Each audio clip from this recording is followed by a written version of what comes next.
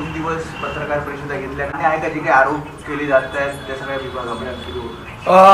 आज सकाळी सार्वजनिक बांधकाम मंत्री श्री शिवेंद्रराजे भोसले साहेब यांची आज भेट घेतली. माझ्याबरोबर आमचे पक्षाचे नेते राजू उंबरकर होते.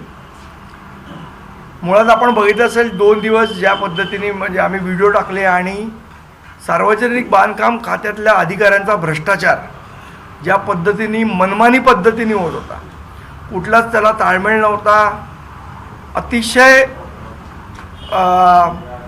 भ्रष्ट अशी एक सिस्टीम तयार होण्याच्या मार्गावर होती. आणि आज त्यांची मी भेट घेतली. त्यांना आम्ही सविस्तर सगळा विषय त्यांच्यासमोर मांडला. कशा पद्धतीने भ्रष्टाचार होतोय, अधिकारी कशा पद्धतीने मनमानी करतायत, हे सगळे विषय त्यांच्या निदर्शनास आणून दिले. आज तरी तातडीने 2 अधिकारी, एक जो शाखा अभियंता आहे तो आणि एक डेप्युटी इंजिनियर, यांना तातडीने आज सस्पेंड केलेलं आहे. आपले व्हिडिओ आल्यानंतर त्याच्यात जे अधिकारी दिसत आहेत त्यांनी आम्हाला आश्वासन दिलेलं आहे की या सगळ्या संदर्भात एक चौकशी समिती ही स्थापन होईल. त्या समितीसमोर आमच्याकडे जे पुरावे आहेत ते सुद्धा आम्ही देऊ, त्या संदर्भातली सुद्धा चौकशी करतील. तसंच आम्ही एक बाब त्यांच्या निदर्शनास आणून दिली की अनेक कंत्राटदार आहेत ज्यांची बिलं जाणीवपूर्वक पैसे देत नाहीत म्हणून थकवलेली आहेत अधिकाऱ्यांनी. त्या संदर्भात सुद्धा ती चौकशी समिती त्यांना हिअरिंग देईल. त्या लोकांचे काय ग्रीव्हन्सेस असतील ते ऐकून घेतील. दुसरा महत्त्वाचा मुद्दा जो आहे तो आम्ही मांडला की बऱ्याच ठिकाणी, खास करून मुंबई डिव्हिजनमध्ये, कामं न करताच बिलं रेस करायची आणि त्याचे पैसे घ्यायचे असे प्रकारचे गोष्टी झालेल्या आहेत. त्याही आम्ही त्यांच्या निदर्शनास आणून दिल्या. त्या संदर्भात पण कारवाई करण्याचं आश्वासन त्यांनी आम्हाला दिलं आहे. तातडीने कारवाई करण्याचं आश्वासन दिलं आहे. तिसरी महत्त्वाची गोष्ट, बऱ्याचदा असं होतं की सार्वजनिक बांधकाम करायचं एक काम होतं आणि 2 वर्षात पुन्हा त्याचं टेंडर काढलं जातं. तर जसा रस्त्याला डिफेक्ट लायबिलिटी पिरियड असतो त्या पद्धतीने सार्वजनिक बांधकाम खात्याचे कंत्राटदार जी कामं करतील त्या कामांसाठी डिफेक्ट लायबिलिटी पिरियड असावा अशी आम्ही त्यांना मागणी केली. त्या संदर्भात सुद्धा सकारात्मक पाऊल उचलण्याचा मानस हा साहेबांनी व्यक्त केला आणि अतिशय आजची चर्चा ही सकारात्मक झालेली आहे. त्या दोघांनी सस्पेंड केल्याचं सांगितलंय का? तुम्ही ज्या व्हिडिओमध्ये 2-3 अधिकारी दिसत होते त्या सगळ्या त्या दोन्ही अधिकाऱ्यांना सस्पेंड केलेलं आहे. तातडीने आज सकाळी काल रात्री त्यांनी सस्पेंड केलं आणि त्याचं त्यांनी आम्हाला सांगितलेलं आहे. महाराष्ट्रातही असं असू शकतं त्याबद्दल म्हणूनच आम्ही त्यांना जे सांगितलं की एक SOP तयार करा.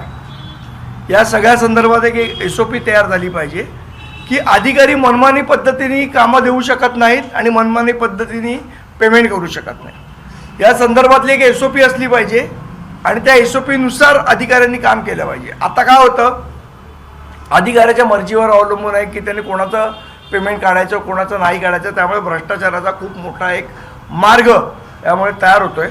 त्यामुळे याची एक SOP, याची एक नियमावली तयार करण्याचं आश्वासनसुद्धा त्यांनी आम्हाला दिलं आणि त्या नियमावली, त्या SOP प्रमाणेच कंत्राटदारांची पेमेंट होतील.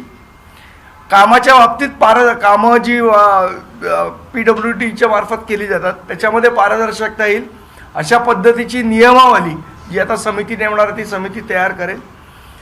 आणि आमचे नेते विदर्भातले श्री राजू उंबरकर यांनी सुद्धा विदर्भामध्ये कशा पद्धतीचा अधिकाऱ्यांची मनमानी चालली आहे, कशा पद्धतीचा भ्रष्टाचार होतो आहे या संदर्भातलं विस्तृत माहिती त्यांना दिली. त्या संदर्भात सुद्धा विशेष एका अधिकाऱ्याकडे या संदर्भातली चौकशी करण्याचे आदेश देण्याचं त्यांनी मान्य केलेलं आहे.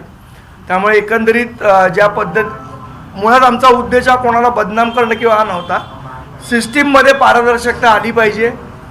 जर सरकार म्हणतं की भ्रष्टाचारामध्ये 0 टॉलरन्स आहे, तो 0 टॉलरन्स हा रस्त्यावर दिसला पाहिजे, प्रत्यक्षात दिसला पाहिजे, ही आमची मागणी होती.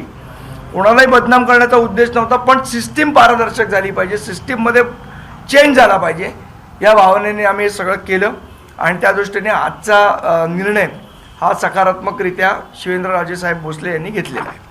जो पालघर जिल्ह्याच्या हद्दीत सुरू असलेला सीमावाद जो आहे मिटवण्यासाठी आता दोन्ही राज्यातील प्रशासनाकडून हालचाली सुरू झालेल्या आहेत.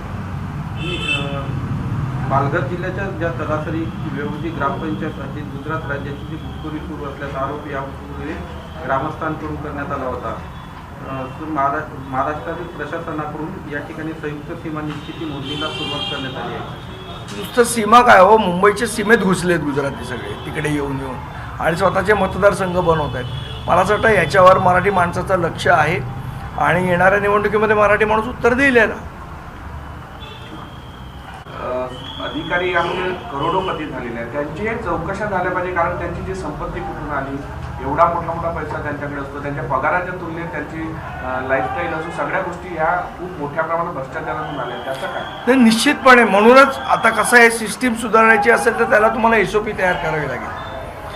हे अधिकारी कशा पद्धतीने पैसे घेत आहेत त्याला चाप लावणं गरजेचं आहे. त्यामुळे त्यांनी जी सांगितली चौकशी समिती आता ते जाहीर करतील मला असं वाटतं.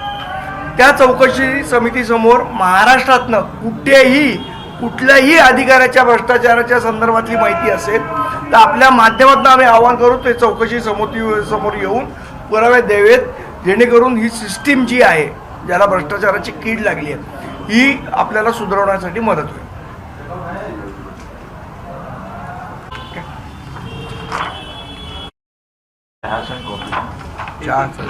सोलापूरमध्ये हे एकत्र आलेलं पाहायला मिळतं. सोलापूरमध्ये निर्णय झालेला नसला तरी आम्ही एकत्र निवडणूक लढवणार असं काल पत्रकार परिषदेत सांगितलं. असं नाशिकला पण सांगितलेलं, एकदा होऊ दे निर्णय.